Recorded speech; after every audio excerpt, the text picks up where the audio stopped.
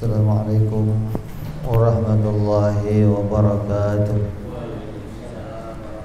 Al-Fatiha ila ruhi Sayyidina Habibina Syafi'ina Rasulullah Sayyidina Muhammad ibn Abdullah sallallahu alaihi wa ala alihi wa ashabihi wa azwaji badriyatin Allah ya'adil rajali bil jannah wa yanfa'una bi asrarihim wa anwarihim wa ulumihim wa nafa'atihim wa barakatihim fid dini wa dunya wal akhirah wa ja'iluna min hizbihim ويرزقنا محبتهم ويتوفانا على ملتهم ويعيشنا في زمرتهم بالعافية والسلامة لهم الفاتحة. أعوذ بالله من الشيطان الرجيم. بسم الله الرحمن الرحيم. الحمد لله رب العالمين الرحمن الرحيم مالك يوم الدين. إياك نعبد وإياك نستعين اهدنا الصراط المستقيم صراط الذين أنعمت عليهم غير المغضوب عليهم ولا الضالين آمين.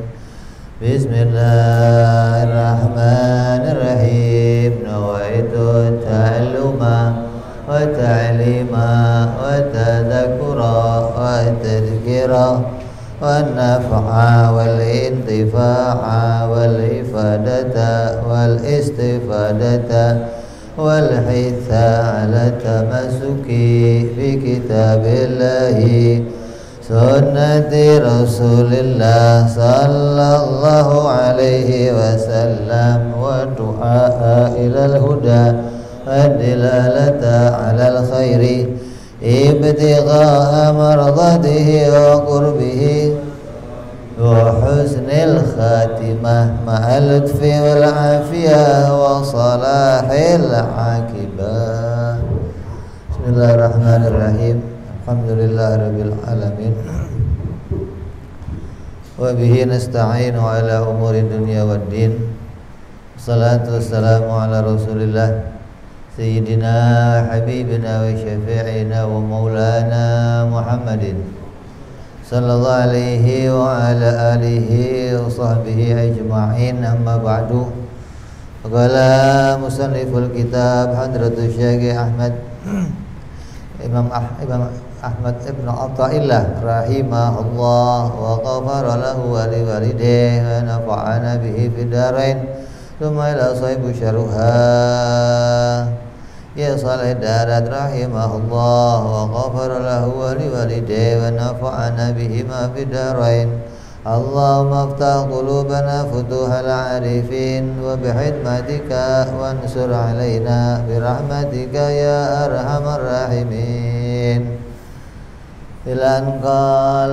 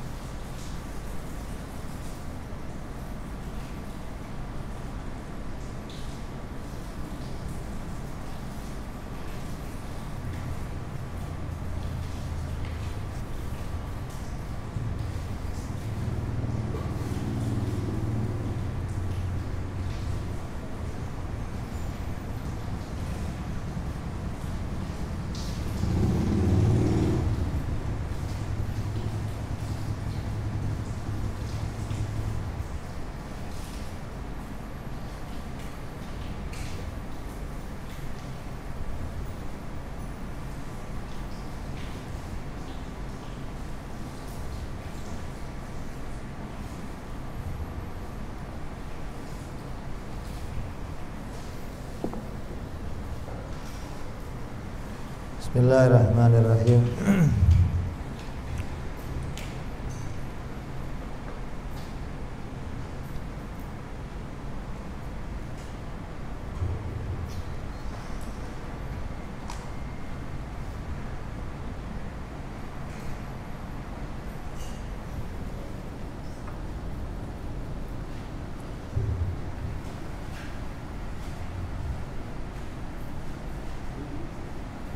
Qala Imam Ahmad Ibnu Athaillah, la ta'dzumu dzambu indaka 'azamatan tasudduka an husni dhanni billahi ta'ala, fa inna man 'arafa rabbahu istasghara fi jambi karamihi dzambahu.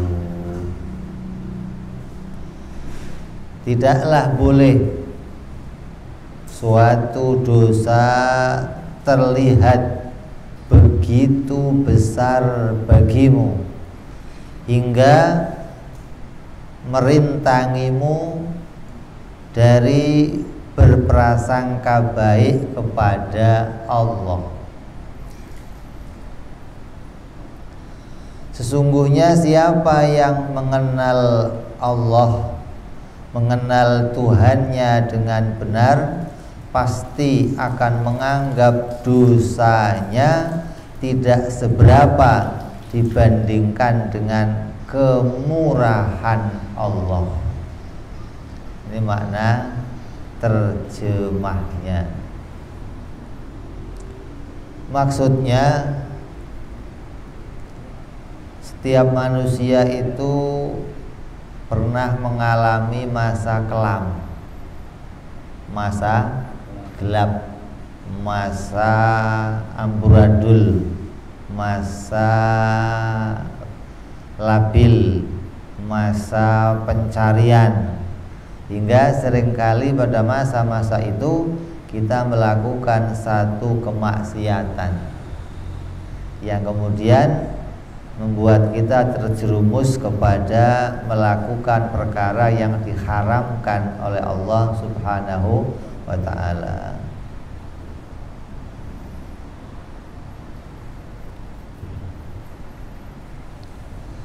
Tapi sebanyak apapun dosa yang pernah kita lakukan, perkara haram-haram yang telah kita lakukan, zina, minum arak, judi, riba, narkoba, segala macam yang pernah kita lakukan, janganlah sampai membuat kita menjadi orang yang kemudian buruk sangka kepada Allah. Gara-gara punya dosa, kemudian dosanya dianggap dosa yang besar, kemudian buruk sangka kepada Allah. Apa buruk sangkanya? Menganggap bahwa dosanya itu terlalu besar hingga tidak akan diampuni oleh Allah, dan menganggap bahwa sudah tidak ada lagi kesempatan untuk berbuat baik. Kemudian dia menjadi orang yang tetap dalam kemaksiatan dan menjauh dari Allah Subhanahu wa ta'ala. Ini tidak boleh. Jangan demikian.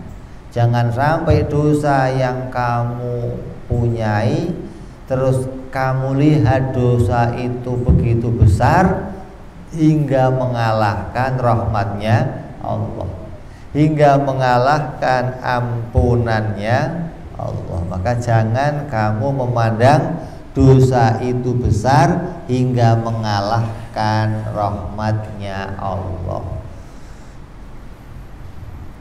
Jadi memandang dosa itu kebaikan, memandang dosa itu boleh, begitu loh. Jangan terus kalau sudah yang lewat-lewat tuh biarin, jangan diingat lagi. Udah kita mulai buka bab baru, ke depan kita lurus, jangan ingat-ingat lagi yang dulu.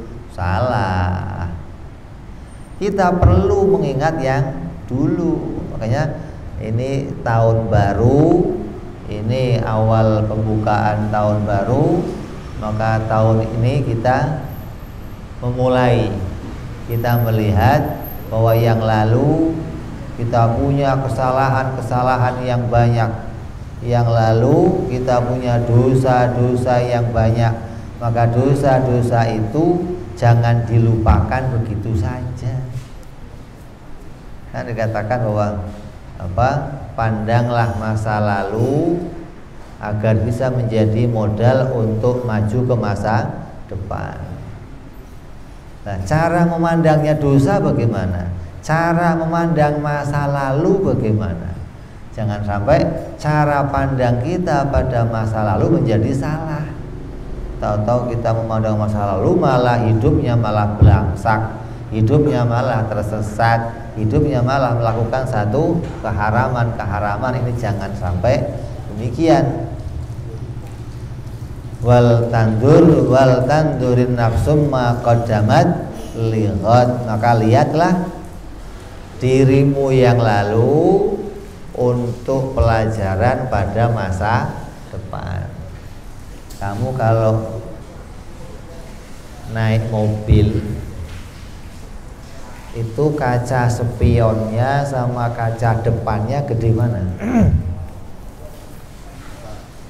Kenapa gede kaca depan? Kok enggak gede kaca spion?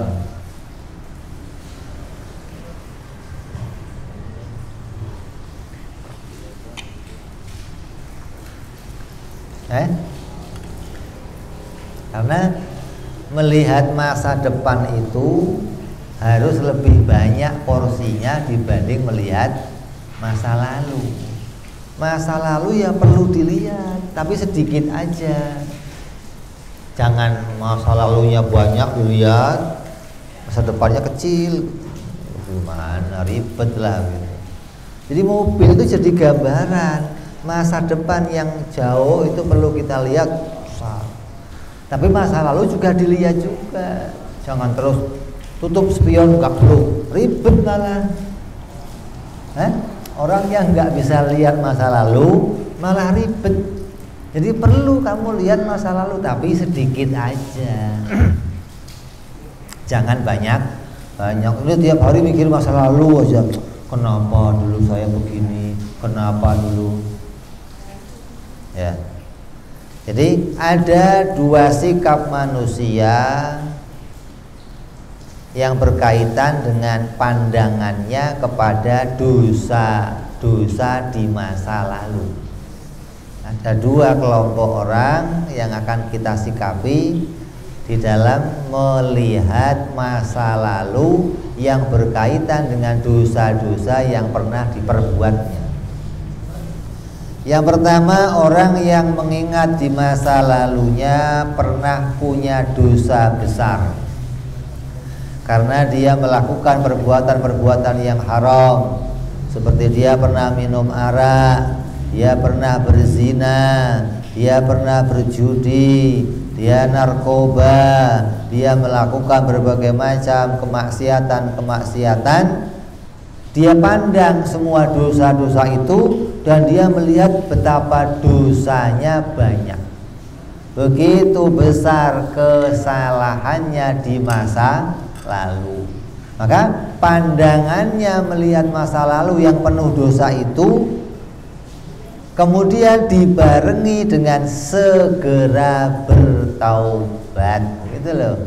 Asal ingat masa lalunya, ya Allah, astagfirullah, ampuni saya ya Allah. Setiap lihat masa lalunya, ya Allah, astagfirullah.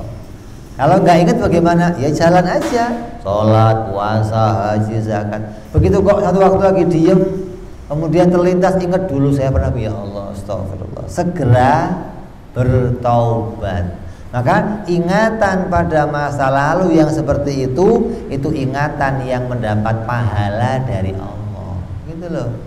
Ingat dosa itu dapat pahala. Untuk punya dosa kamu. Kalau nggak punya dosa mau ingat apa kamu? Jadi jangan nyesel kenapa saya harus punya dosa. Justru dosa itu jadi alat ibadah kalau kamu tahu jalannya, gitu loh. Gimana jalannya? Ketika mengingat dosa-dosanya segera bertaubat dan meyakini bahwa Allah tidak akan menghendaki suatu kejadian kecuali kejadian itu pasti mengandung hikmah baik. Ya. Semua kejadian yang bikin siapa? Yang bikin siapa? Allah. Baik yang bikin siapa? Buruk yang bikin siapa? Ya. Jadi baik kita yang dulu, buruk kita yang dulu, semuanya yang bikin adalah Allah. Nah, Allah tidak membikin sesuatu kecuali pasti mengandung hikmah. Allah tidak menciptakan sesuatu kecuali mengandung nilai kebaikan. Loh kan jadinya saya maksiat, emang ada baiknya Beb? Banyak. Apa baiknya? Kamunya aja yang goblok, gak ngaji-ngaji, yang gak ngerti, makanya ngaji biar pinter. Hingga maksiat kamu itu apa untungnya kok saya dulu dibikin maksiat oleh Allah, gitu loh. Maka mengingat dosa yang seperti itu, mengingat dosa yang tiap kita ingat dosa kemudian taubat, ingat dosa kemudian taubat, maka ingatan yang seperti itu adalah ingatan yang terpuji dan itu menandakan hati kamu hati yang hidup, menandakan hati kamu punya cahaya, nurut tauhid ada di dalam hati kamu. Jadi setiap manusia itu oleh Allah diberikan cahaya iman. Semua manusia, nggak ada yang nggak dikasih, nggak ada. Iblis dikasih, apalagi kamu. Sedunia ini dikasih semua. Hanya ada yang kemudian cahaya yang kecil di hatinya itu dipadamkan. Hingga dia nggak bisa melihat kebenaran lagi. Allah nggak kelihatan, Nabi nggak kelihatan karena cahaya di hatinya dipadamkan. Ada yang cahaya di hatinya itu kecil, tapi dibiarkan tetap kecil aja sampai mati. Tapi ada cahayanya, tapi tetap kecil. Allah yang ngelihatnya nggak jelas, ngelihat Nabi nggak jelas, lihat akhirat nggak jelas, tapi ya lihat, tapi remeng-remeng. Lah ada orang yang punya cahaya ini kemudian dikembangkan cahayanya tambah besar, tambah cahaya, tambah terang, tambah terang. Nih, ada yang demikian keadaannya. Jadi jangan menganggap bahwa manusia itu nggak dikasih hidayah. Allah nggak, semua manusia dikasih hidayah semua, diberi cahaya di hatinya. Hanya ada yang kemudian dipelihara cahaya ini, ada yang cahayanya tidak dipelihara. Artinya dibiarkan mati, dibiarkan padam hingga dia tidak mendapatkan petunjuk apa-apa dari cahaya tersebut.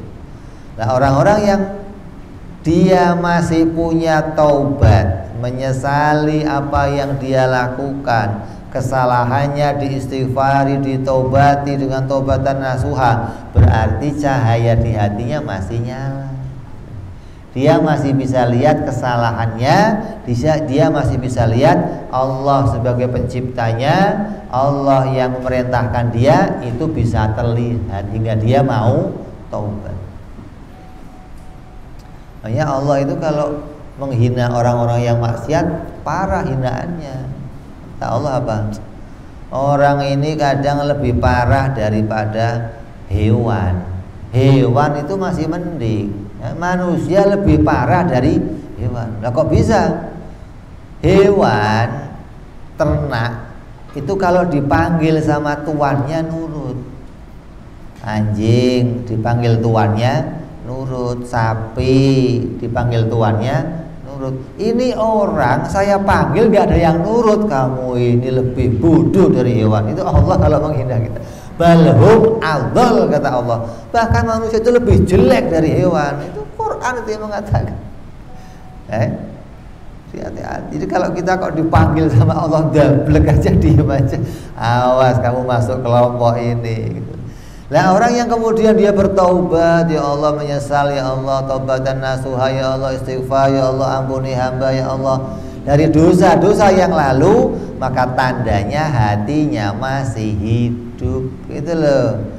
Tandanya hatinya masih menyala, sinar tauhid di hatinya masih nyala, masih mengakui ketuhanan Allah, masih mengakui dirinya melanggar dosa-dosa, melanggar perintah Allah. Ini tandanya hatinya masih hidup. Jadi harus kita pertahankan api itu, nyala cahaya itu jangan sampai padam. Nah, alamatnya apa? Ya ini. Kalau kita ahli maksiat, alamatnya orang yang mengingat maksiatnya kemudian segera bertaubat kepada Allah, tidak sampai berburuk sangka kepada Allah, maka dia adalah orang yang hatinya masih bercahaya. Rasulullah Shallallahu Alaihi Wasallam bersabda, andai kalian berbuat dosa hingga dosa kalian memenuhi langit, memenuhi bumi, lalu kalian bertaubat, maka Allah akan menerima taubat kalian. Jadi jangan sampai buruk sangka, jangan kamu putus asa kalau sudah punya dosa besar. Ya Allah, gimana dosa saya ya Allah, dosa saya kok besar begini, pasti nggak akan diampuni. Jangan sampai buruk sangka begitu. Kata Nabi, sebesar apapun dosa kamu, sampai memenuhi langit dosa kamu, kalau kamu taubat sungguh-sungguh, maka akan diampuni oleh Allah Subhanahu wa ta'ala. Nabi menceritakan satu riwayat tentang seseorang yang sudah membunuh 99 orang. Kemudian dia menyesal. Ini ada preman kelas kakap misalnya, preman kerjanya bunuhin orang, yang dibunuh sampai 99 orang. Begitu sudah tuanya, sudah masa akhirnya, kemudian dia taubat. Dia mencari seseorang yang bisa menuntunnya untuk ke jalan kebenaran. Sampailah dia kepada seorang rohib. Rohib itu kalau sekarang kiai, nah ini dulu, maka dia sampai ke seorang rohib. Kata rohib itu, apa yang kamu inginkan? Saya ingin taubat Pak Rohib. Saya ini sudah bunuh 99 orang. Jadi gimana? Oh, kamu salah, kamu sudah terlalu banyak. Kamu sudah nggak bisa diampuni. Udah, kamu tempatnya neraka. Nah, karena mendengar jawaban itu merasa dirinya nggak bisa selamat, merasa dirinya nggak bisa mendapat ampunan, timbul lagi emosinya, marah, dibunuh sekalian rohib itu. Jadi genep 100. Nggak tanggung-tanggung ini. Pokoknya yang nggak bisa membantu saya taubat, hatam sekalian katanya. Udah keluar dari rumah rohib itu, bingung dia mau kemana, terlunta-lunta, sampai dia mencari siapa yang bisa nolong saya untuk taubat. Datang ke rumahnya orang soleh, ketemu orang soleh, nanya, Pak, saya ini udah dosa saya banyak, saya sudah bunuh orang 100, termasuk rohib udah saya kek sekalian. Ini saya sekarang pingin taubat, bagaimana? Oh, kalau kamu serius mau taubat, mau betul-betul taubat nasuha, pasti diampuni sama Allah. Oh, senang dia. Betul Pak, betul. Gimana caranya? Kamu pergi ke daerah anu, dikasih tahu suatu daerah, yang di daerah itu isinya orang-orang soleh. Kalau kamu ke sana, kamu bisa taubat, kamu bisa dituntun untuk bisa mendapat pelajaran tentang agama di sana. Hingga kamu jadi orang baik di sana. Siap, saya mau ke sana. Mana? Berikan alamatnya, berikan tanda-tandanya, maka berangkat dia. Begitu berangkat, sampai di jalan sampai di jalan mati. Belum sampai tujuannya, mati. Begitu mati, malaikat seneng bener ini, malaikat Zabaniyah, malaikat penjaga neraka, seneng bener ini. Apa? Ini bagian saya ini, ya. Sini. Begitu mau diambil, oleh malaikat penjaga surga, ditahan. Nanti dulu, ini juga haknya saya. Nggak bisa, ini orang sudah sepanjang hidupnya maksiat, nggak ada kebaikan yang dia perbuat. Sampai pendeta dibunuh, rahib dibunuh. Ini bagian saya, neraka tempatnya.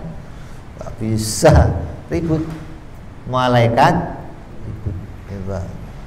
Ngurusin satu orang yang dituduh oleh malaikat yang satu ini orang neraka, kata yang satu dia berhak masuk surga. Kenapa kok kamu untuk dia masuk surga? Dia sudah taubat. Kalau orang yang taubat akan diampuni sama Allah. Tapi taubatnya sudah terakhir, belakangan nggak kepake. Turun malaikat Jibril. Ini ada apa ribut, ada apa? Malaikat kok gegeran begitu. Ini Pak, ini sudah lapor sama Allah. Minta penyelesaian, gimana cara menyelesaikannya. Kata Allah, ya sudah, sekarang diukur tempat dia berangkat tadi taubat, diukur sampai tempatnya dia itu yang akan dituju dekat mana. Jadi dia matinya di sini, kemudian suruh ngukur tempatnya dia berangkat sama tempat tujuan dia lebih dekat mana. Lebih dekat tempat dia berangkat atau lebih dekat tempat tujuannya. Begitu diukur sama malaikat, ternyata dekat tempat tujuannya. Nah, kata Allah, surga tempatnya. Kenapa? Dia sudah mendekat pada kebaikan. Kalau baru jalan kok mati masih jauh, neraka dia ini. Ini perdebatan malaikat memperebutkan ini orang akan masuk surga atau neraka. Tapi berita yang membuat kita bisa menerima hal itu apa? Siapa saja orang yang telah bertaubat, maka Allah akan mengampuni dosa-dosanya. Kalau umat-umat terdahulu kalau taubat itu ampunannya lama. Ampunannya lama. Makanya Nabi SAW pernah didatangi oleh malaikat Jibril alaihi salam, kemudian memberikan berita tentang Nabi disuruh meminta sesuatu. Apa yang kau akan minta ya Rasul? Maka Nabi minta apa? Jibril memberikan kabar gembira kepada Rasulullah.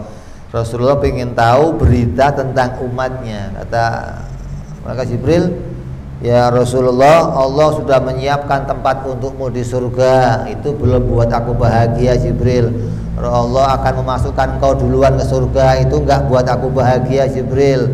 Nanti Allah akan memasukkan engkau umatmu semuanya ke dalam surga. Belum membuat aku bahagia Jibril. Terus ini Rasulullahnya sampai ketika Jibril menceritakan kalau umatmu punya salah, kemudian dia minta maaf, maka Allah akan mengampuninya. Berapa lama dia akan diampuni? Setahun? Terlalu lama. Setengah tahun? Terlalu lama.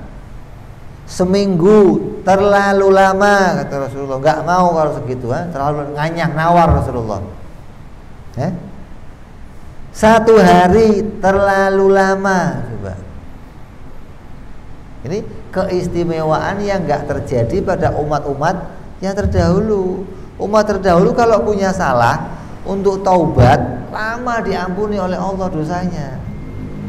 Nah, tapi keistimewaan umatnya Rasulullah Sallallahu Alaihi Wasallam, kalau dia bertaubat belum kering ucapannya, maka Allah mengampuni dosa-dosanya. Kalau dosanya, kalau taubatnya betul-betul taubatan nasuha, taubatnya betul-betul karena Allah, taubatnya betul-betul punya penyesalan di dalam hatinya. Jadi jangan sampai kita kecil hati, jangan sampai kita menganggap bahwa dosa saya lebih besar dari rahmatnya Allah. Oh itu Itu anggapan yang sangat berbahaya, anggapan yang tidak boleh ada pada diri kita yang begitu. Kemudian yang kedua,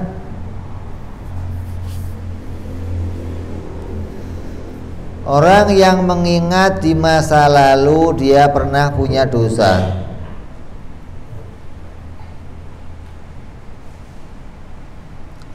Karena dia pernah melakukan perbuatan yang haram, pernah zina, pernah riba, pernah minum arak, pernah berjudi, pernah narkoba, pernah banyak kelakuan jahat yang dilakukannya. Dia ingat dosanya. Oh, saya ini kok banyak sekali dosa yang sudah saya lakukan.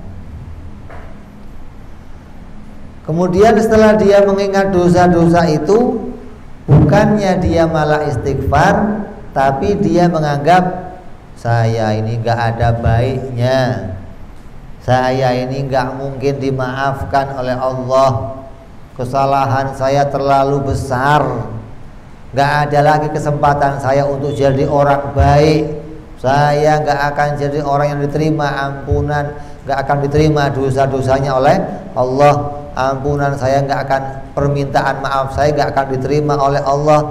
Ketika orang itu punya keyakinan seperti itu, maka itu mengingat dosa yang jelek. Udah punya dosanya jelek, ketika dosanya diingat, justru dosa itu menimbulkan dosa yang baru lagi. Jadi dosa-dosa yang lama sudah banyak, ketika kamu ingat dosa itu menimbulkan dosa baru lagi. Bukan justru dosanya diingat menimbulkan kebaikan, menimbulkan ampunan, menimbulkan datangnya rahmat Allah dengan taubat. Malah ini ketika ingat dosa, malah banyak dosanya nambah, malah dosanya dilipat gandakan lagi oleh Allah. Kenapa? Karena dia kemudian berburuk sangka kepada Allah. Kemudian dia menjadi orang yang putus asa dari rahmatnya Allah. Buruk sangka sama Allah, putus rahmatnya Allah, ini lebih besar dosanya dari maksiat yang pernah kamu kerjakan. Kamu pernah zina, pernah minum arak, pernah riba, pernah judi, itu dosa besar. Tapi kalau kamu putus asa dari rahmatnya Allah, kamu menganggap dosa kamu gak akan mungkin diampuni oleh Allah, ini lebih besar dosanya dari yang pernah kamu lakukan. Jadi orang yang sampai seperti itu, maka dia menambah dosanya, bukan mengurangi dosanya. Maka mengingat dosa yang caranya seperti ini adalah jelek, bahkan merusak iman. Kenapa rusak imannya? Karena buruk sangka tadi kepada Allah. Jadi buruk sangka itu membawa dia menjadi orang yang rusak imannya. Seharusnya seorang hamba itu berbaik sangka kepada Allah, justru ini membuat dia buruk sangka kepada Allah, berarti rusak imannya kepada Allah. Ya, dosanya tadinya cuman haram, begitu dia ingat dosanya, bukan malah bertobat, malah buruk sangka kepada Allah meningkat. Yang tadinya dosanya cuman haram, maka yang kemudian meningkat menjadi dosa zahir, jadi meningkat ke dosa batin. Imannya menjadi rusak karena dia putus asa dari rahmatnya Allah. Dia berburuk sangka kepada Allah Subhanahu wa ta'ala. Maka tidak boleh seorang hamba menganggap dosanya lebih besar dari rahmat dan ampunannya Allah. Yang seharusnya adalah dia menganggap bahwa dosa sebesar apapun itu pasti akan diampuni oleh Allah. rahmatnya Allah lebih besar dari dosa yang pernah saya lakukan. Ampunan Allah lebih besar dari semua dosa yang pernah dilakukan hamba. Nah, saya nanya, dosa kamu besar mana sama orang yang bunuh 100 orang tadi? Tapi dia diampuni oleh Allah karena dia taubat kepada Allah dan menyangka baik kepada Allah bahwa Allah akan mengampuni dosa saya. Nah, kamu dosanya paling berapa sih? Pernah bunuh orang? Paling bunuh nyamuk itu. Paling tinggi cicak yang dibunuh. Ini 100 orang dibunuh. Tapi Allah mengampuni dosanya karena dia betul-betul bertaubat kepada Allah Subhanahu wa taala. Jadi tidak boleh orang itu menganggap dosanya lebih besar hingga dia putus asa, hingga dia menganggap rahmatnya Allah tidak akan bisa mengampuni dosanya. Lah, seharusnya bagaimana? Yang seharusnya justru dia bisa mengambil hikmah dari apa yang telah terdahulu terjadi. Artinya kejadian yang dia lakukan dulu bentuk kemaksiatan itu mesti dipikirkan apa hikmahnya ya. Allah kok jadikan kejadian dulu saya ini kok berbuat maksiat, saya berbuat seperti ini nih, apa hikmahnya? Nah, ini lihat hikmahnya. Justru kamu akan mendapat kebaikan dari situ karena bisa melihat setiap kejadian yang Allah bikin nggak mungkin sia-sia. Maksiat kita pun yang kita kerjakan itu nggak mungkin sia-sia. Pasti ada nilai hikmah, ada nilai kebaikan. Tinggal kamunya tahu nggak apa nilai kebaikan yang Allah letakkan pada kejadian tersebut. Inti dari taubat itu apa? Inti dari taubat itu adalah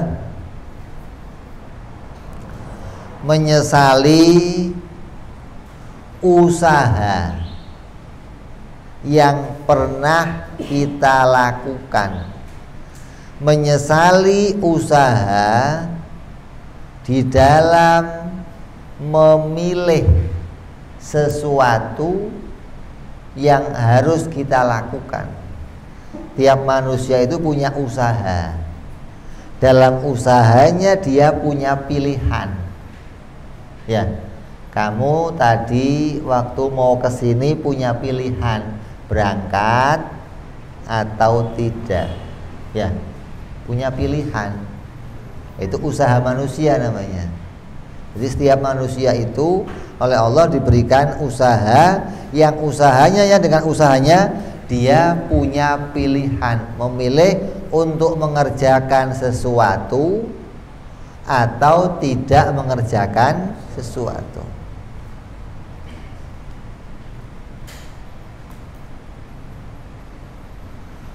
Mengerjakan sesuatu atau tidak mengerjakan sesuatu itu adalah pilihan usaha kita.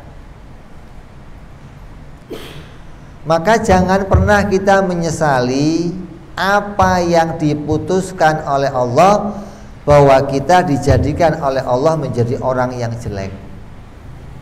Jangan pernah begini nyesel, kenapa kok Allah bikin saya jadi orang jelek? Oh, ini haram, nggak boleh kamu. Padahal yang bikin kejadian itu siapa? Allah. Tapi kamu nggak boleh mengatakannya, kenapa Allah bikin saya jelek. Ini nggak boleh. Jadi jangan pernah menyesali takdir yang Allah ciptakan walaupun kejadiannya itu jelek. Kenapa sih saya kok dibikin jelek sama Allah? Jangan. Karena setiap kejadian yang dibikin Allah pasti ada hikmahnya. Kalau sampai kamu mengatakan menyesali kenapa saya dibikin jelek, tahu-tahu kejadiannya bawa keuntungan, nanti kamu malu. Saya kira nggak bagus ya Allah, ternyatanya bagus. Nanti kamu malu malah. Karena yang dibikin oleh Allah pasti membawa hikmah. Nah terus yang harus saya sesali apa? Kalau saya nggak boleh menyesali Allah menjadikan saya berbuat jelek, yang harus saya sesali apa? Yang harus kamu sesali adalah pilihan kamu, pilihan kita. Kenapa saya kok milih itu ya Allah? Itu yang kita sesali. Bukan kenapa kok Allah bikin begitu, bukan. Kalau Allah bikin begitu mesti ada baiknya, begitu loh. Jadi kalau kamu kok milih yang jelek, ya kamu dapat hukumannya. Kalau Allah yang bikin pasti mengandung kebaikan.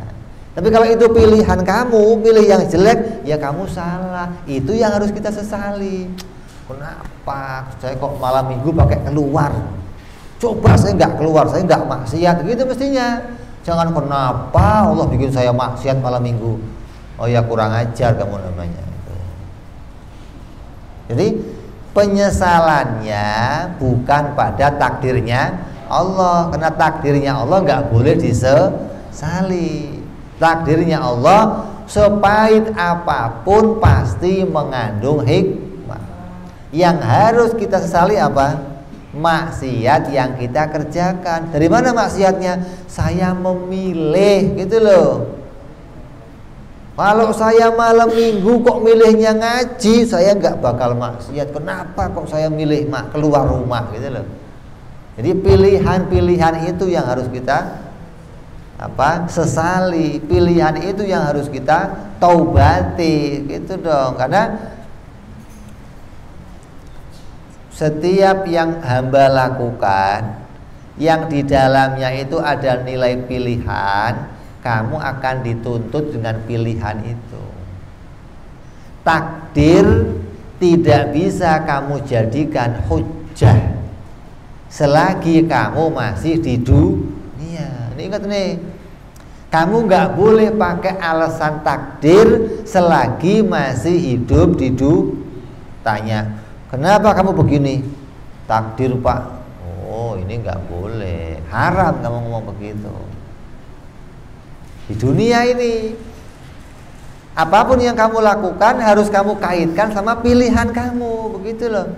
Beda lagi nanti di akhirat.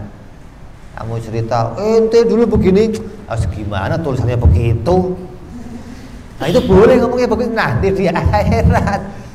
Di dunia nggak boleh ngomong takdir, tapi kamu tahu itu semua ditakdirkan oleh Allah.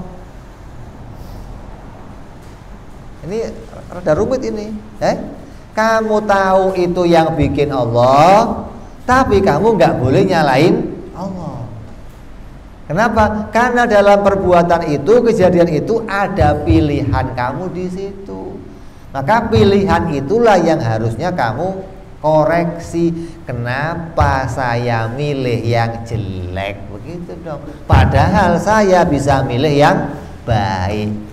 Coba dulu saya milih yang baik, saya nggak berbuat jelek begini. Ya Allah ampuni saya ya Allah. Kok saya milih jelek ya Allah. Mudah-mudahan yang kemarin ya Allah itu pilihan jelek yang terakhir yang saya pilih ya Allah. Ke depan saya ingin pilih yang baik-baik ya Allah. Begitu harusnya hatinya. Jadi pilihan yang kemarin harus kita akui ya Allah, saya memang kemarin yang milih jelek. Tapi mudah-mudahan ya Allah yang kemarin itu pilihan jelek yang terakhir. Yang ke depan mudah-mudahan saya nggak milih yang jelek lagi. Gitu dong. Jangan ya Allah, jangan dibikin lagi loh ya Allah. Ini saya jelek dulu kayaknya. Jangan Allah yang disalahin, begitu loh. Karena apa yang ditakdirkan oleh Allah pasti mengandung nilai hikmah. Ini kadang orang ngaji tauhid, tapi kadang kebablasan loh. Ngaji tauhidnya setengah terus keluar maksudnya, nggak ngaji sampai selesai ya begitu jadinya. Karena tahu, kon semua yang bikin Allah. Akhirnya jadinya jabariyah, nggak mau disalahkan pada perbuatannya sendiri. diri, padahal dia punya pilihan. Dia andil memilih dalam pekerjaannya, maka kamu harusnya pegang itu. Ini kan pilihan saya ya Allah, saya tanggung jawab ya Allah. Karena yang namanya beban agama itu kita diberi beban, diberi tanggung jawab. Untuk apa? Untuk bisa memilih yang baik, meninggalkan yang jelek. Kalau kamu kok pilih yang jelek, kamu tanggung jawab. Siap loh, kamu udah siap tadi. Usia 15 tahun anak kita dudukkan. Nah, kamu sudah usia 15 tahun. Mulai hari ini kamu terkena hukum syariat. Apapun yang kamu pilih yang itu cocok sama perintahnya Allah, maka kamu akan diberi pahala oleh Allah. Apapun yang kamu pilih yang melawan perintahnya Allah, kamu tanggung jawab nanti di akhirat. Nah, ajarkan ini sama anak kamu hingga dia punya tanggung jawab. Oh, saya punya beban moral, saya punya beban yang penting ini untuk bisa melakukan sesuatu selalu sesuai dengan perintahnya Allah. Pilihan saya harus pilihan yang cocok dengan perintahnya Allah. Hingga kamu anak-anak gak menyalahkan takdir. Ngomong takdirnya begini gimana lagi? Itu ngomongnya nanti di akhirat. Boleh ngomong takdir begitu kalau kamu sudah menerima hukumannya, begitu loh. Ini belum terima hukum, takdir ngomongnya. Takdirnya begini gimana lagi? Kemudian Allah disalahkan. Oh, parah. Maka jangan pernah kamu mengatakan, kenapa Allah selalu menjadikan saya orang yang jelek? Kenapa kok saya ditimpakan hal-hal yang buruk oleh Allah? Padahal Allah bisa timpakan saya orang yang baik, yang lain dibikin baik oleh Allah. Kenapa saya kok dibikin jelek oleh Allah? Jangan katakan begitu, tapi katakanlah, kenapa saya selalu memilih yang buruk? Kenapa saya selalu punya perbuatan yang buruk? Kenapa di hati saya kok cintanya pilihan yang buruk aja? Itu yang harus kita salahkan. Kenapa? Karena apapun ketetapan Allah itu pasti mengandung kebaikan. Baik itu ketetapan yang baik maupun ketetapan yang buruk pasti mengandung kebaikan. Maka kamu nggak boleh menyalahkan keputusan Allah, ketetapan Allah, tapi yang kita salahkan adalah pilihan kita. Artinya apa? Kita harus mengingat bahwa inilah tanggung jawab yang harus saya terima, gitu loh. Kalau dari awal kamu dikasih tanggung jawab untuk bersyariat, maka maksiat yang kamu kerjakan kamu terima sebagai konsekuensi. Karena saya maksiat ya Allah, saya terima, ini kesalahan saya ya Allah. Saya ngaku saya salah ya Allah, tapi saya taubat. Saya minta ampun, ampunanmu luas ya Allah, dosaku kecil ya Allah dibandingkan ampunanmu, begitu. Jangan terus wow, Allah yang bikin, Allah ngapain taubat, Allah yang bikin, salah sendiri bikin saya begitu. Wah, ini nggak ngerti amal yang begini, nggak ngerti kalau dia dikasih pekerjaan. Dikasih kerjaan kok nggak ngerti. Maka jangan pernah menyalahkan takdir.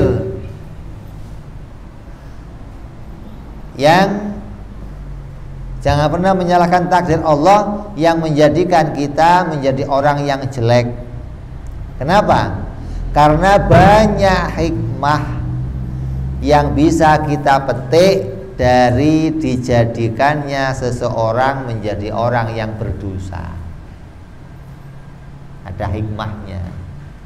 Kalau kamu tahu hikmahnya, kamu tidak akan menyalahkan Allah yang menjadikan kita maksiat. Tapi kita hanya akan menyalahkan diri kita sendiri. Makanya ahli sunnah itu selalu ngomong, yang baik-baik datang dari Allah, yang buruk datang dari saya. Ini pengakuan yang memang benar.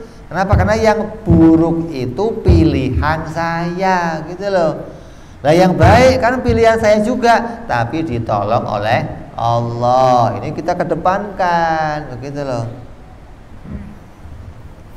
Nah terus apa hikmahnya Allah menjadikan kita menjadi seorang ahli maksiat? Ada beberapa hikmah. Di antaranya satu, Allah menjadikan seseorang berbuat dosa, baik itu dosa besar, zina, riba, maksiat-maksiat yang lain, dijadikan Allah pada diri kita. Bisa jadi kemungkinan, karena hikmahnya kan banyak, di antara salah satu hikmahnya Allah menghendaki kita menjadi orang yang bertaubat. Allah mau memperkenalkan dirinya bahwa dirinya adalah at-taib, orang yang menerima taubatnya hamba.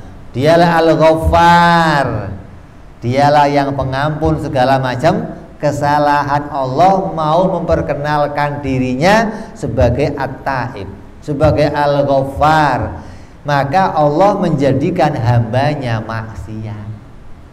Kalau nggak ada maksiat, kira-kira ada yang diampuni nggak sama Allah? Kalau nggak ada yang berbuat salah, umpamanya manusia itu dijadikan kayak malaikat. Malaikat punya salah nggak?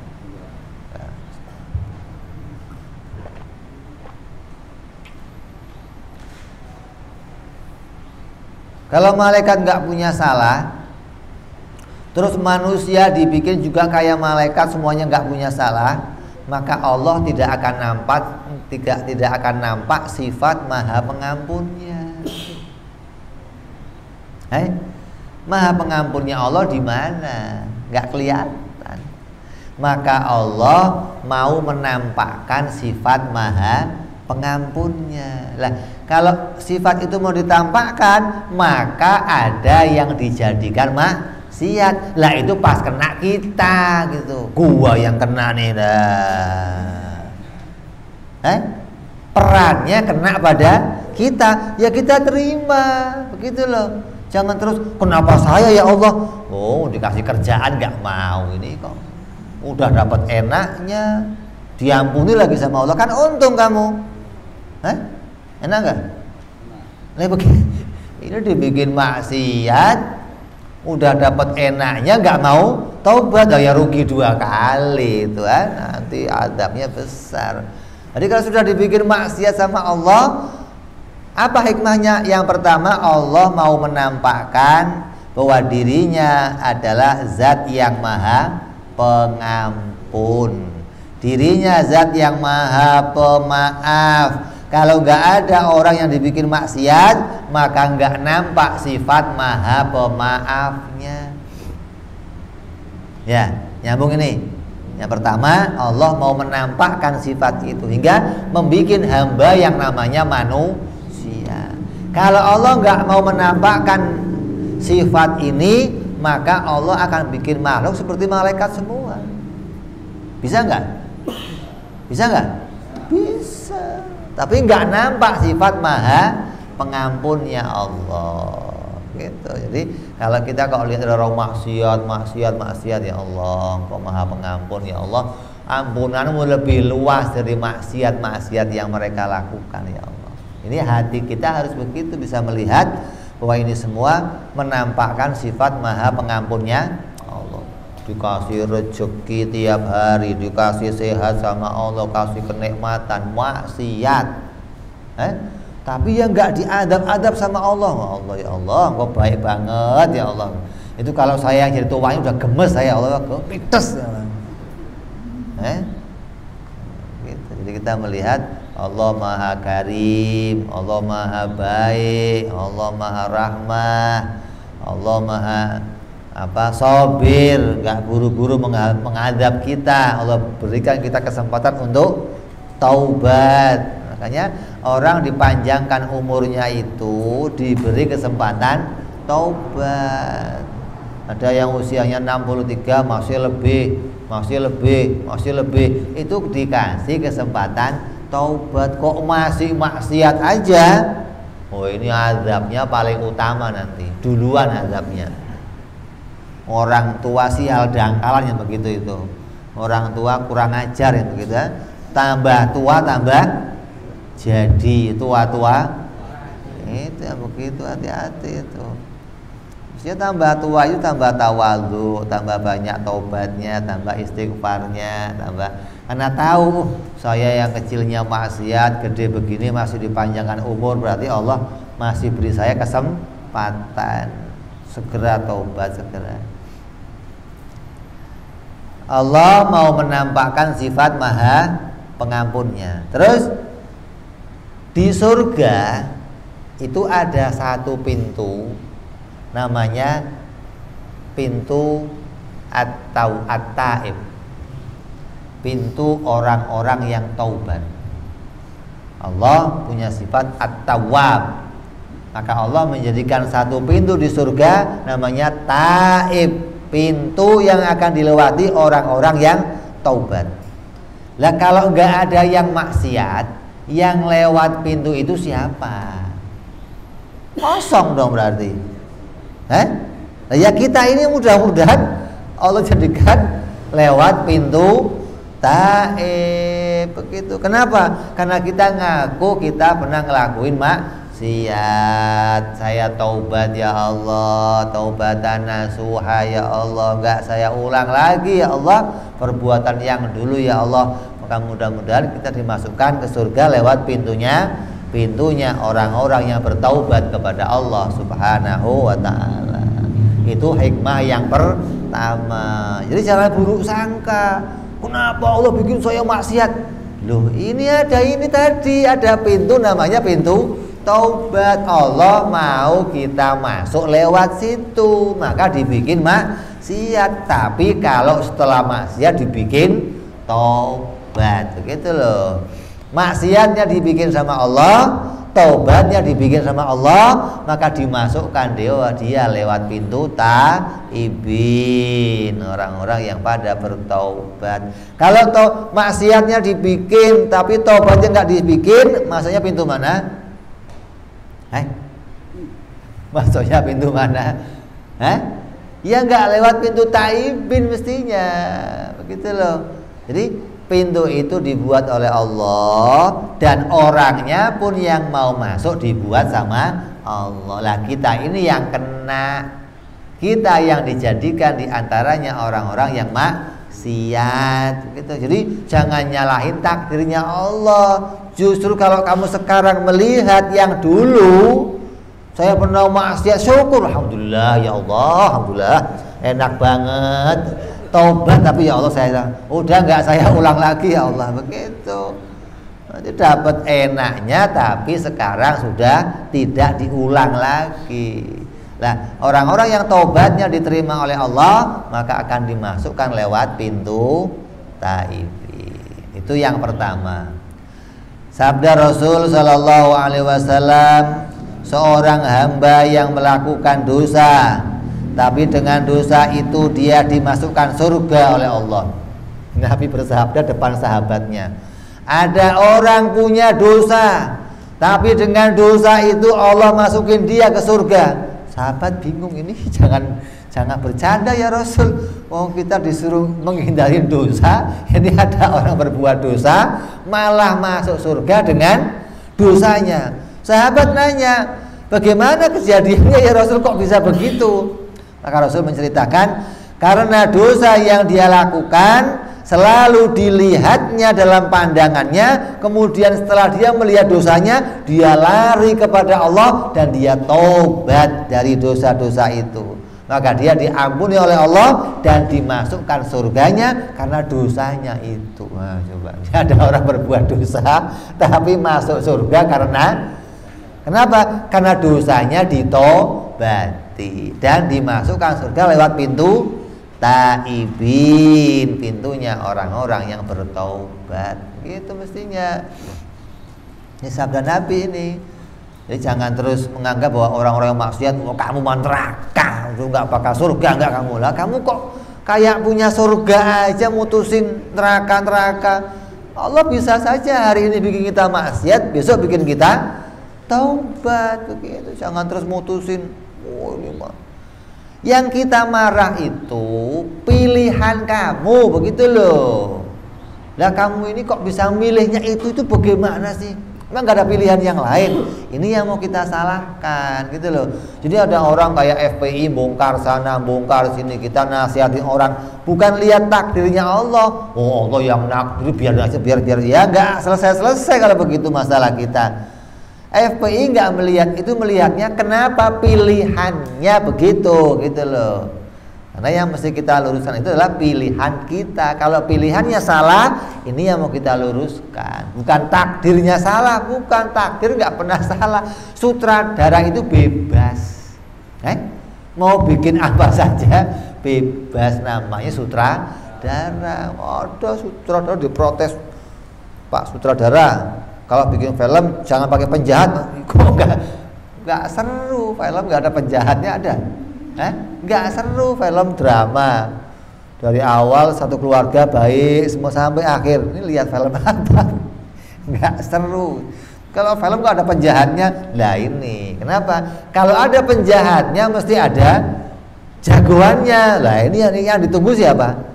Ya jagoannya, bukan penjahatnya, bukan. Wah, ada kejahatan nih. Biasanya kalau ada kejahatan akan ada jagoan. Nah, kita tunggu jagoannya. Terus yang kedua, Allah menjadikan seorang itu maksiat, seorang itu berdosa, bisa jadi itu karena Allah menghendaki orang itu terhindar dari dosa yang lebih besar. Coba ini, Allah jadikan kita punya dosa. Allah menjadikan kita memilih, kita ngelakuin satu dosa. Apa hikmahnya? Bisa jadi Allah mau menghindarkan kita dari dosa yang lebih besar. Apa itu? Yaitu namanya ujub. Ujub itu bangga sama amal baiknya sendiri.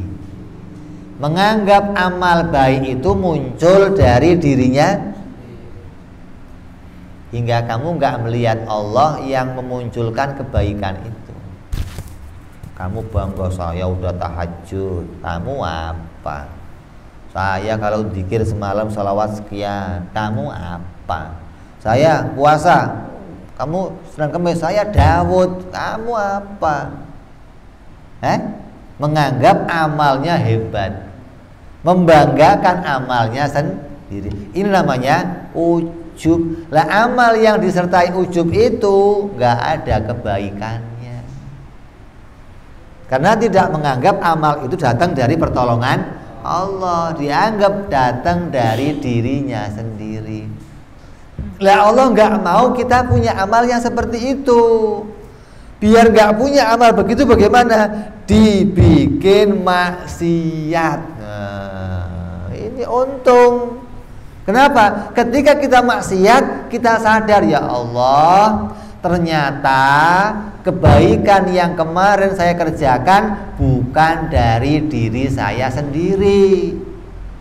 Kalau itu dari diri saya sendiri, mestinya seumur hidup saya bisa baik terus.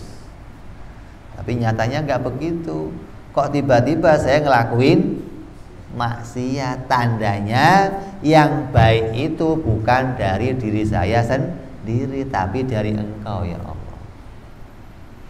Nabi SAW bersabda, apabila kalian semua tidak berbuat satu dosa, justru aku sangat mengkhawatirkan keadaanmu. Ini hadis loh. Ini hadis. Kata Nabi apa? Kalau kamu semuanya gak punya dosa, saya justru khawatir. Jadi kalau kamu punya dosa, Nabi enggak. Jangan diartikan ayo berbuat dosa, jangan. Itu yang nafsiri gila namanya. Maksudnya saya khawatir kalau kamu enggak punya dosa, saya khawatir kamu terkena dosa yang lebih buruk, begitu loh. Apa itu? Ujub, begitu. Kamu akan membanggakan amal kamu, menganggap amal itu baik dari diri kamu, dan itu merusak semua amal. Saya khawatir kalau kamu terkena ujub, gitu loh. Jadi dosa yang kita kerjakan, satu dosa itu dijadikan oleh Allah, hikmahnya apa? Menghindarkan kita punya dosa yang lebih besar, gitu. Nyambung gak nih? Kalau nggak nyambung saya kasih contoh. Ini analoginya begini. Anak kamu mau nyebrang jalan, kamu lagi di dalam rumah, anak kamu lari ke jalan. Kalau lari ke jalan sampai nyebrang, tahu-tahu ada mobil lewat, jadi apa? Jadi peyek, apalagi periuk, kontainer yang lewat. Karena kamu lihat anak kamu lari ke sana, kamu ambil sendal, kamu lempar. Sakit nggak? Jatuh nggak dia? Jatuh. Tapi kamu sakiti dia, mau menghindarkan dia dari sakit yang lebih besar, gitu loh. Orang lain yang lihat, bapak kurang ajar, anak sendiri dilempar, lu jangan cerewet lah, lu nggak tahu ceritanya sih, begitu. Gitu loh maksudnya.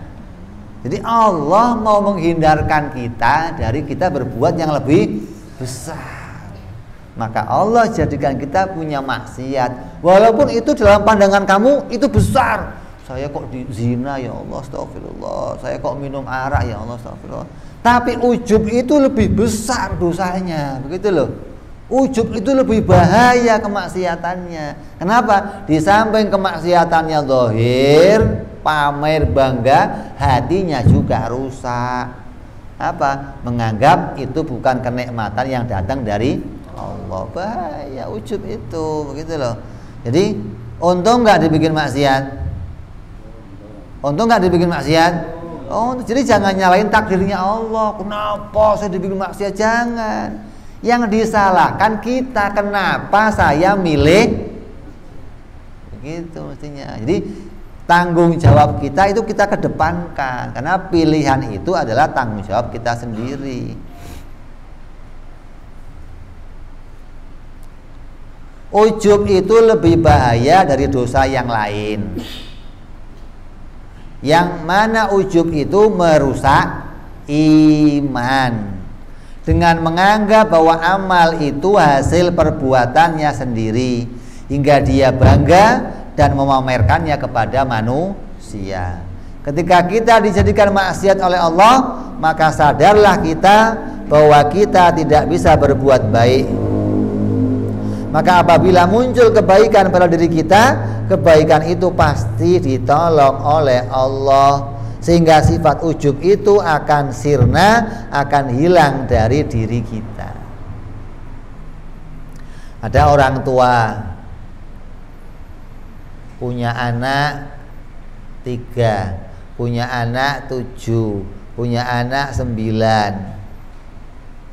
Terus 8 anaknya baik semua. Dokter, insinyur, profesor, kiai. Jadi 1 jadi bajingan. Yang lain baik semua.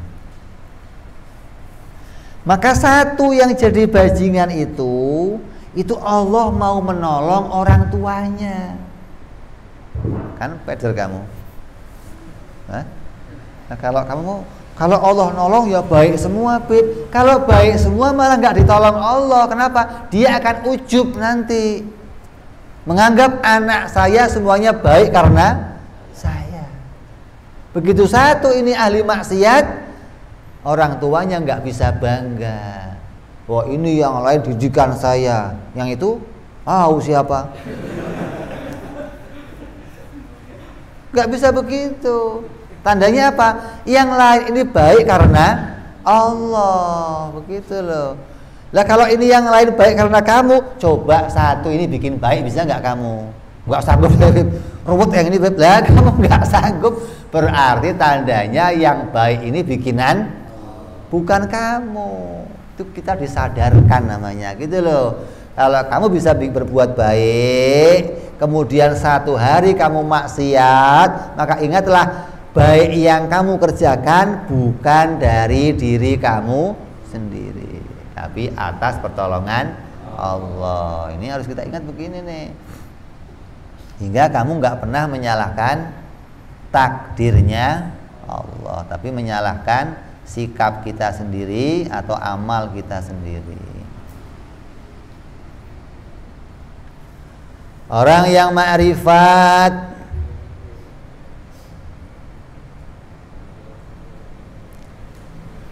maksudnya orang yang ma'rifat itu orang yang hatinya hidup. Orang yang hatinya hidup itu orang yang senantiasa bisa memandang kepada Allah Subhanahu wa ta'ala. Karena hatinya terang, maka dia akan memandang terus kepada Allah. Orang yang ma'rifat akan selalu menjadi orang yang berbaik sangka kepada Allah, walaupun ketika mengingat dirinya pernah berbuat dosa. Jadi orang yang kenal kepada Allah, orang yang betul-betul tahu kepada Allah, maka walaupun ketika dia mengingat dirinya berbuat dosa, maka akan selalu berbaik sangka kepada Allah. Gak akan pernah berburuk sangka. Kenapa? Dia tahu tidak ada yang sia-sia dalam perbuatannya Allah. Semua perbuatan Allah pasti ada hikmahnya. Walaupun dia mengingat dulu pernah berbuat dosa. Tanda hati hidup itu ada dua. Akan selalu membuat sangkaan baik dalam hatinya kepada Allah. Orang yang hatinya itu hidup itu akan selalu punya prasangka baik kepada Allah. Gak pernah suudzon kepada Allah. Lah kamu ini kok aneh, wong Allah kok kamu suudzonin, kan aneh. Nah kata Allah apa? Aku ana indal doni abdi. Aku itu sesuai prasangka hamba-Aku. Lah kalau kamu kok suudzon kepada Allah kan berat. Mau keluar rumah tiba-tiba cicak jatuh nempel, waduh sial nih. Nah, ini Tuhan disuudzonin namanya. Wah ini kejadian ini nanti akan jadi sial. Oh ya begitu, sial beneran kamu akhirnya. Kenapa? Karena prasangka kamu buruk kepada Allah. Jadi jangan punya prasangka buruk kepada Allah. Orang yang hatinya hidup akan selalu punya sangkaan baik kepada Allah. Apa sangkaannya? Yang pertama, akan menyangka bahwa Allah akan selalu mengampuni aku bila aku bertaubat dari segala dosa-dosaku. Jadi orang yang berbuat maksiat itu kalau masih ingin hatinya disebut hati yang hidup, kalau hatinya masih punya cahaya iman, cahaya tauhid, maka alamatnya apa? Alamatnya selalu dia berbaik sangka kepada Allah. Apa sangkaan baiknya orang yang maksiat? Bahwa Allah akan mengampuni dosa-dosaku bila aku segera taubat. Maka jangan pernah bosen taubat. Jangan pernah bosen istighfar. Jangan pernah bosen minta ampun kepada Allah walaupun terus melakukan maksiat. Terus taubatnya terus. Maksiat sekali tobat 7 kali, begitu. Maksiat lagi besok sekali tobat 7 kali. Biar apa? Biar kita malu berbuat maksiat. Masa sih saya habis maksiat tobat lagi, maksiat tobat lagi, lah gimana? Udahlah tobatnya ntar sekalian. Nah ini parah yang begini nih. Ini setan senang yang begini nih. Kita nggak boleh begitu loh. Jadi kalau maksiat tobat, tapi saya malu, nggak malu tobat begitu sama Allah. Lalu nanti maksiat lagi gimana? Nanti urusan nanti, itu belum maksiat sudah punya keinginan untuk maksiat. Bagaimana? Tobat dulu yang penting sekarang. Nanti gimana? Urusan belakangan nanti. Lalu nanti kalau saya maksiat lagi, udah nggak ada masalah. Yang penting maksiat jalan keluarnya cuman tobat. Jadi harus hati kita berbaik sangka kepada Allah dengan sangkaan kalau saya taubat pasti diampuni oleh Allah. Yang kedua, menyangka kejadian yang Allah jadikan ini pasti ada kebaikan untukku. Allah bikin aku maksiat ini pasti ada kebaikan untukku.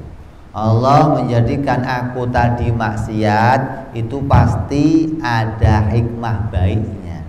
Apa hikmah baiknya? Pasti Allah menginginkan saya agar saya punya amal kebaikan, saya menjadi orang yang masuk pintu taib, atau saya menjadi orang yang tidak ujub di dalam beramal. Ini sangkaannya harus selalu begitu. Saya kok maksiat, ini Allah mau bikin saya baik, Allah mau bikin saya masuk pintu taubat kalau saya segera taubat. Jadi jangan pernah bosan taubat. Maksiat taubat lagi, maksiat taubat. Kenapa? Harapannya maksiat ini akan membawa saya masuk pintunya orang-orang taibin ke dalam surga. Atau Allah menjadikan ini agar saya tidak punya sifat ujub.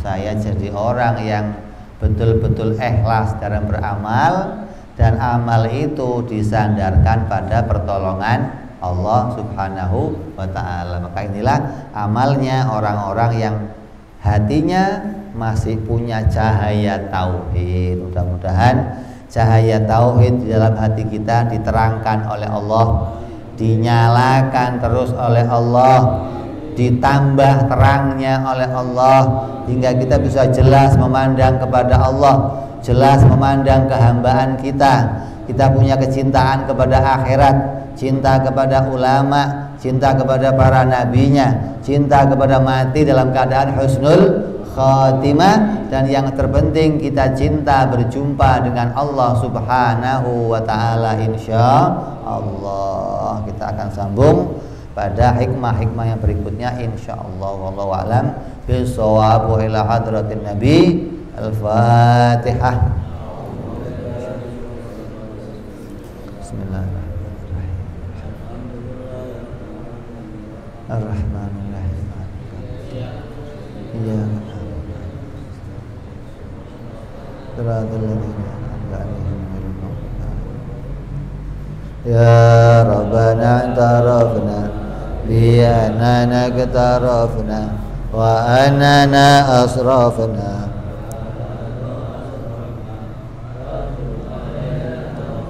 taghsili kulli hauba wasdulana waghfir li walidina rabbi wal ali wal ihwani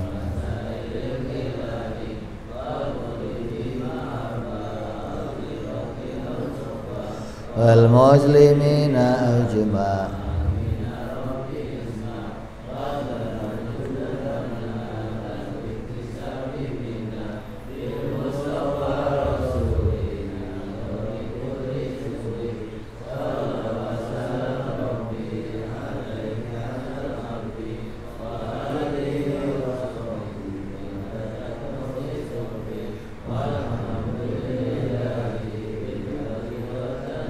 Subhana rabbika Alhamdulillahi Rabbil Alamin.